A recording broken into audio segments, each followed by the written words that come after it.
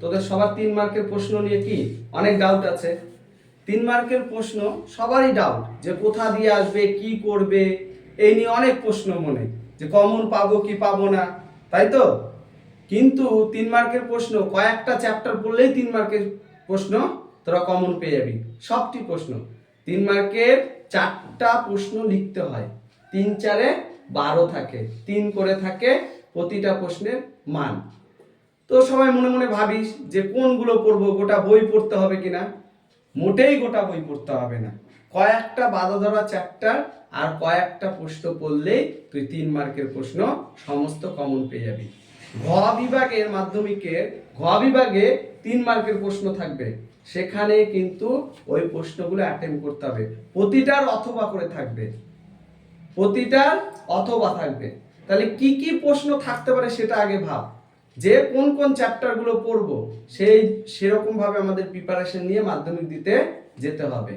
কোনো ভয় নেই, কোনো কিছু নেই, যাবি পরীক্ষা হলে এই সাজেশনটা ফলো করবি, আর যে 3 মার্কের প্রশ্ন সমস্ত কমন পেয়ে যাবি। তোদের দেখ বজ্র ব্যবস্থাপনা একটা চ্যাপ্টার আছে, তাই তো। সেই বজ্র ব্যবস্থাপনা থেকে আমি মাত্র 5টা প্রশ্ন দিয়েছি। কটা প্রশ্ন? 5টা। এই 5টা প্রশ্নের মধ্য থেকেই তুই একটা কমন পেয়ে যাবি।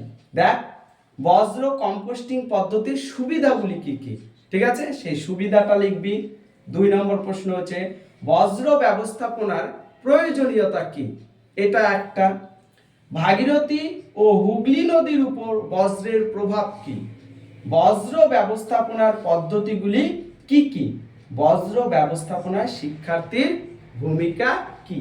এই 5টা প্রশ্ন, এই 5টা প্রশ্ন পড়লে কিন্তু তুই একটা 3 মার্কের প্রশ্ন কমন পেয়ে যাবি, এর অন্যথা হবে না। এর ক্ষেত্রে বিশেষ করে এই বছরের ক্ষেত্রে খুবই ইম্পর্টেন্ট প্রশ্ন, যেটা ভাগীরথী ও হুগলি নদীর উপর বজ্রের প্রভাব, এটা ভালো করে পড়বি। বজ্র ব্যবস্থাপনার যে পদ্ধতিগুলো আছে সেটা পড়বি, আর বজ্র ব্যবস্থাপনার শিক্ষার্থীদের ভূমিকা, এই 3টার মধ্যে একটা আসার চান্স আছে। ঠিক আছে, আমি 5টা দিয়েছি যাতে একটাও বাদ না যায়, যাতে না ছুটে যায়। তাই এই 3টা পড়লেই একটা কমন পাওয়া যাবে। তার মানে কমনের মধ্যেও কমন দিয়ে দিলাম, তোদের আর ভয় নেই। তাহলে প্রথমে বলেছিলাম বজ্র ব্যবস্থাপনা চ্যাপ্টার, এর পরের চ্যাপ্টার যেটা পড়বে সেটা হচ্ছে উপগ্রহ চিত্র এবং ভূ বৈচিত্র্য সূচক মানচিত্র। এই চ্যাপ্টার থেকেও আমি 5টা প্রশ্ন তোমাদের জন্য সিলেক্ট করেছি। এই 5টার মধ্য থেকে তোমরা কিন্তু একটা 3 মার্কের পেয়ে যাবে। সেটা কি? 6 নম্বর প্রশ্নটা দেখো, উপগ্রহ চিত্রে 3টি ব্যবহার উল্লেখ করো। তাহলে উপগ্রহ চিত্রে কটি ব্যবহার উল্লেখ করতে বলেছে? 3টি ব্যবহার তোমরা উল্লেখ করবে। 7 নম্বর বলেছি দূর সংবেদনের গুরুত্ব আলোচনা করো, এটাও 3টে গুরুত্ব তোমরা ভালো করে লিখবে।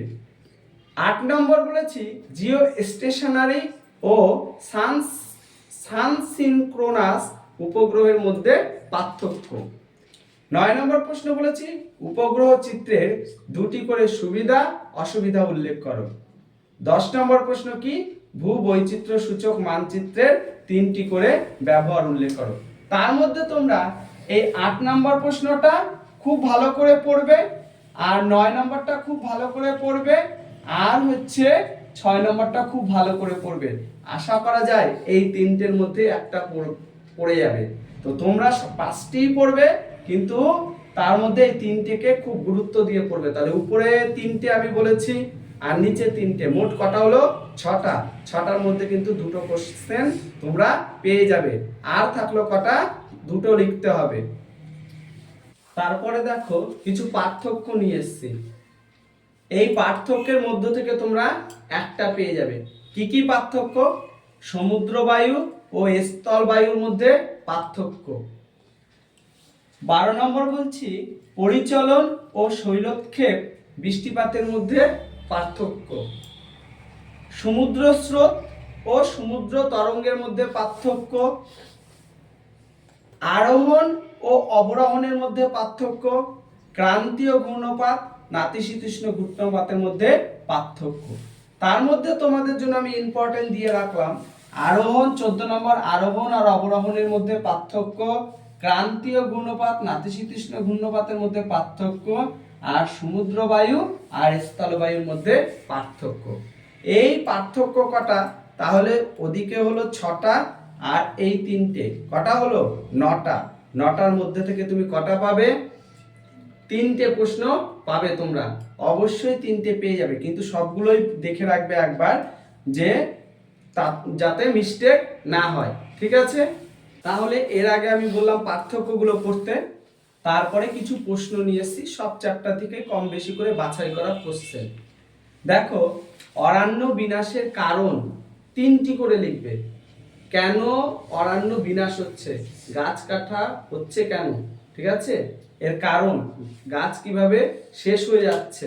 আমাদের বাড়ির আশেপাশে দেখেছো কত আম গাছ আছে, সেগুলো কি হয়ে যাচ্ছে? শেষ হয়ে যাচ্ছে। এর 3টে কারণ, ঠিক আছে?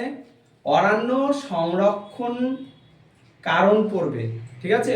অরণ্য সংরক্ষণের কারণ তোমরা পড়বে, কিন্তু কিভাবে অরণ্যকে বাঁচানো যায়, গাছকে কিভাবে বাঁচানো যায়, সেই সংরক্ষণের কারণটা তোমরা পড়বে।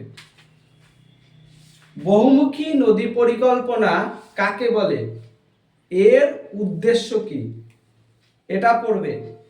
আর বৃষ্টির জল সংরক্ষণে তামিলনাড়ুর ভূমিকা কি, তামিলনাড়ুতে বৃষ্টির জল সংরক্ষণ করে রাখা হয়, তার ভূমিকা কি।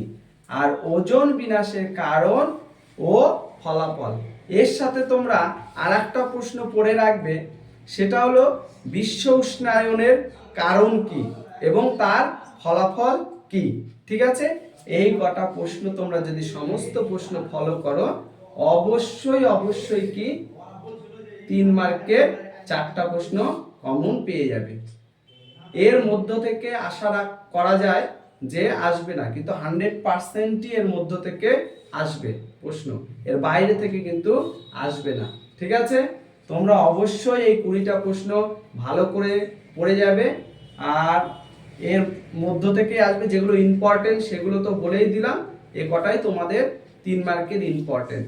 এর পরের এপিসোডগুলোতে থাকবে 1 মার্ক আর এমসিকিউ, আর থাকলো 2 মার্ক। এইগুলো তোমরা পরের ভিডিওতে পেয়ে যাবে।